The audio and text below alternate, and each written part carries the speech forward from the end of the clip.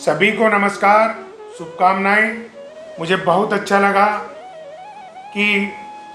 चिंता और चिंतन जैसे विषय पे जिन बंधुओं ने मुझे फ़ोन किए,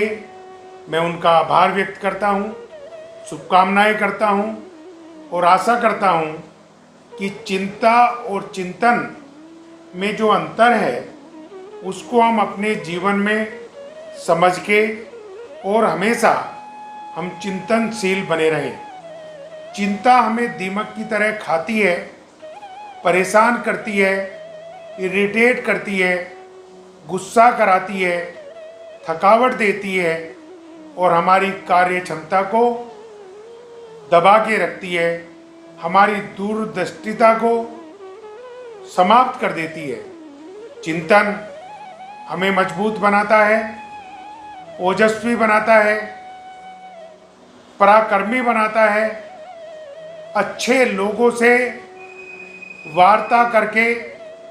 समस्याओं के समाधान के लिए जागरूक करता है। और इसीलिए चिंतन को हम अपने हृदय से लगा के रखते हैं,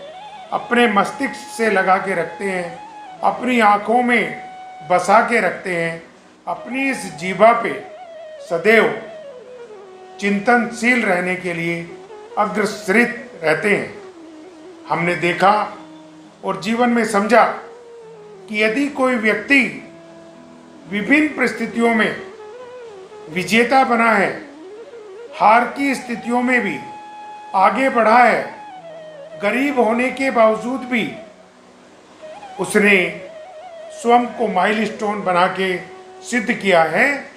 तो वह व्यक्ति चिंतनशील रहा। हम चाहे बात कर लें बिरला जी की, चाहे हम बात कर लें टाटा की, चाहे हम बात कर लें अंबानी की, चाहे हम बात कर लें मोदी जी की, चाहे हम बात कर लें लाल बहादुर शास्त्री की, जो लोग बहुत ही छोटे स्तर से कार्य करके, चिंतन करके, अच्छे लोगों को गुरु बना के, बुराइयों को छोड़ के, सकारात्मकता को अपना के, नकारात्मकता का त्याग करके खुद भी बढ़े, औरों को भी बढ़ाया और देश को आगे बढ़ाते हुए भारत माँ के तिरंगे को आन बान शान के साथ विश्व में मजबूताई से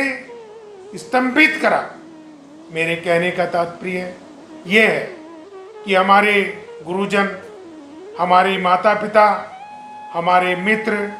हमारी किताबें, हमारे धर्म केवल और केवल एक ही बात सिखाते हैं, हमें किसी भी विषय पे, किसी भी समस्या पे, किसी भी बात पे गुस्सा न करके, चिंता न करके चिंतनशील रहना है। और चिंतनशील बातें हमें जागरूक रखती हैं, हर काम की समस्या के लिए हमें शिक्षा देती हैं, मार्गदर्शित करती हैं। इस दुनिया के अंदर एक नहीं अनेकों लोग ऐसे रहे जो हार चुके थे, जो आर्थिक हानि सह चुके थे, जो युद्धों में पराजित हो चुके थे, लेकिन उन लोगों ने कभी भी उस हार को ना हार माना, आर्थिक तंगी को ना आर्थिक तंगी माना। एक मजबूत प्रहरी की तरह, एक मजबूत सिपाही की तरह, एक मजबूत सेनानी की तरह, एक मजबूत कार्यकर्ता की तरह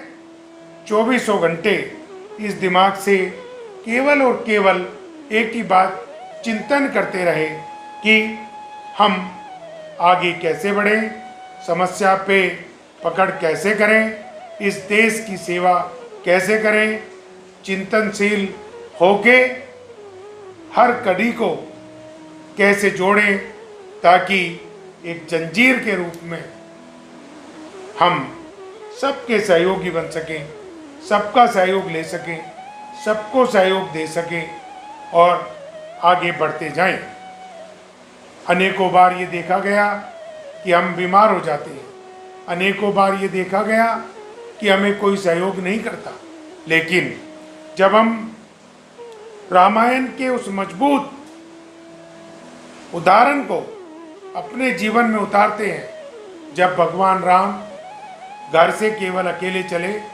वनवास के लिए, सीता ने साथ दिया, लक्ष्मण भी साथ चले और धीरे धीरे मजबूत सेना बनती गई और यशस्वी ताकतवर रावण को हरा के वानरों की सेना ने भगवान राम को आदर्श पुरुष भगवान राम कहलाने में महत्वपूर्ण योगदान दिया। ये जहाँ वानरों का, हनुमान जी का, अंगद जी का,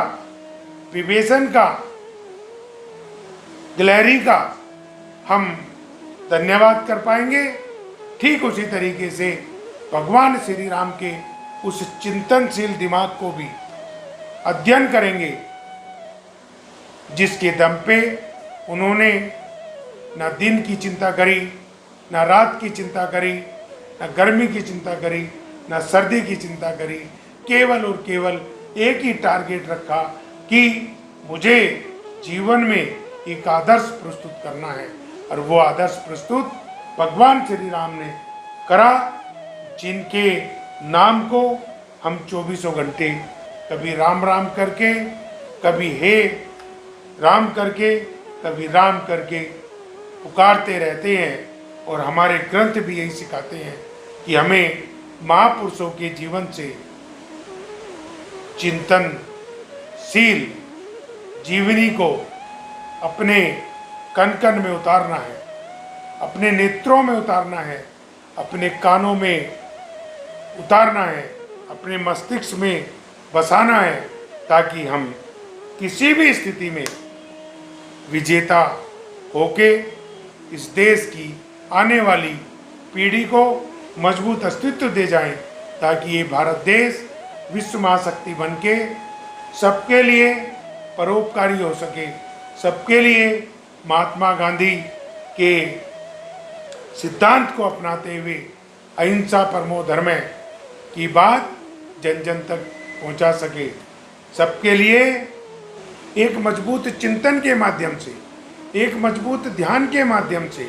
एक मजबूत पूजा के माध्यम से, एक मजबूत योग के माध्यम से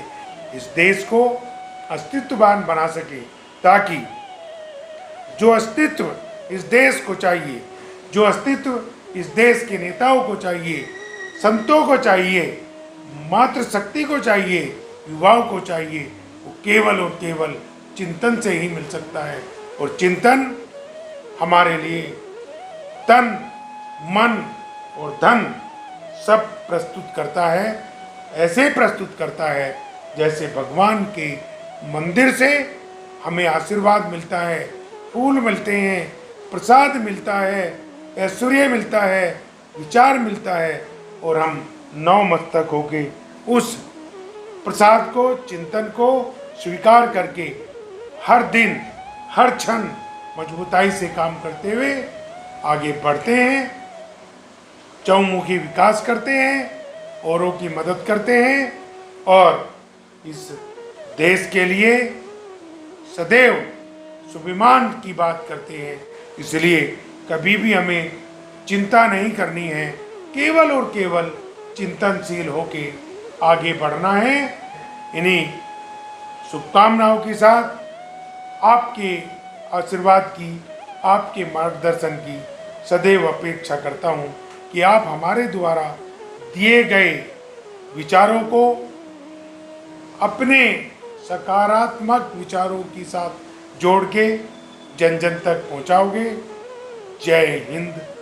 जय भारत। रेशु एडवर्टाइजर है आपके साथ, चाहे कोई भी करे व्यापार, बस रेशु से ही करे प्रचार। रेशु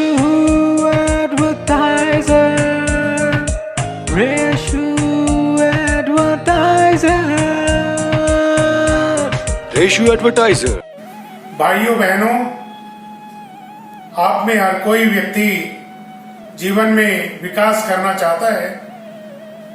और जो विकास करना चाहते हैं वे हमारे द्वारा विकसित की गई वीडियो को देखकर हमें अपनी राय दें व हमारे कमेंट बॉक्स में अवश्य अपनी राय लिखें जो हमारे लिए अति महत्वपूर्ण होंगे। हमारे YouTube चैनल को अवश्य सब्सक्राइब करें, साथ ही बेल आइकॉन पर क्लिक करें ताकि हमारे आने वाली हर वीडियो का नोटिफिकेशन की सूचना आप पर सबसे पहले पहुंचे। हमारी वीडियो को लाइक करें, शेयर करें और अपना सहयोग सदैव देते रहें ताकि आपका सहयोग इस देश को विश्व महाशक्ति बनाने में महत्वपूर्ण बन सके। आप सबको प्रणाम। जय हिंद, जय भारत।